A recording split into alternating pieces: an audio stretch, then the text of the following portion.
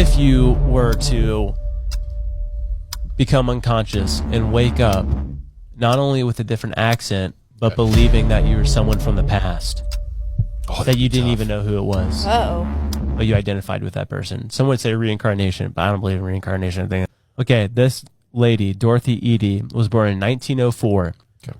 In 1907, when she was 3 years old, she tripped down a flight of stairs and was pronounced dead by a doctor who came to their home. And so they laid her on her bed, and she had been laying there for however long as they were downstairs, like figuring out what they were going to do for the funeral and stuff. All of a sudden, they heard her in her room. No. And they walk up there, alive and well, playing on her bed. And when she started talking, they noticed that she had a strange accent that they couldn't identify. And for months to years after that, she would wake up from these, what they would call night terrors, where she was having these dreams of a home with pillars and stuff like that. And she says, I want to go back home. I want to go back home. And they're like, what are you talking about? So weird. When she was 4 years old, they brought her to the British Museum. Mm-hmm. And she was just a 4-year-old in a museum, just kind of bored and stuff. Having the time of their life.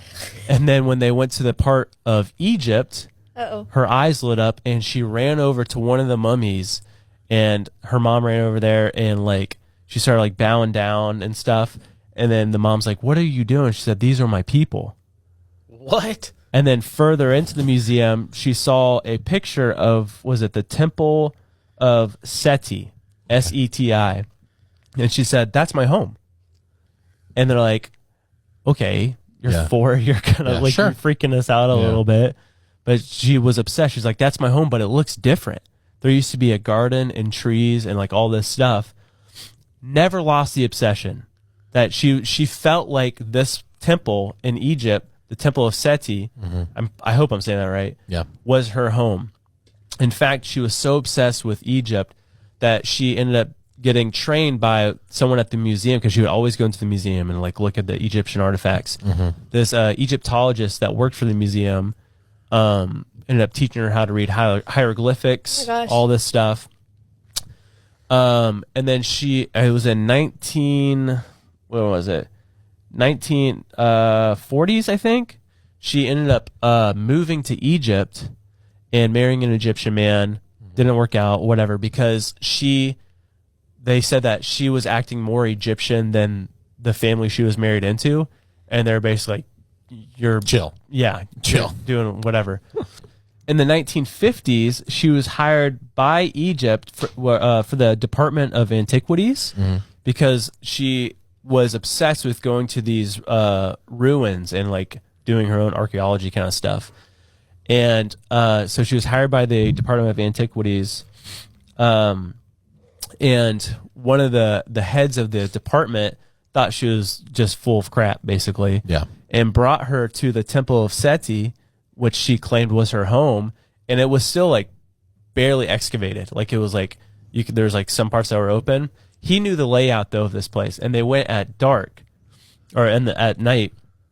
They had a torch, and he said, "Okay, show me or walk me to where this thing is in the temple." No way. Straight there. And he kept on doing it. They did it for hours. Bring me to where this place is. Brought him straight there. And he did this 6 times, and she nailed it every single time. And so he's like, this is weird. Yeah. This is super weird. And she's like, actually, this one part, she said, that used to be the garden. She said, you should dig here. You're going to find the garden. Sure enough, they dug down, and there was an ancient garden there, that had been buried. And then she's like, well, what was the other one?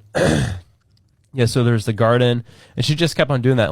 If you dig here, you're gonna find this. If you dig here, you're gonna find this. Yeah.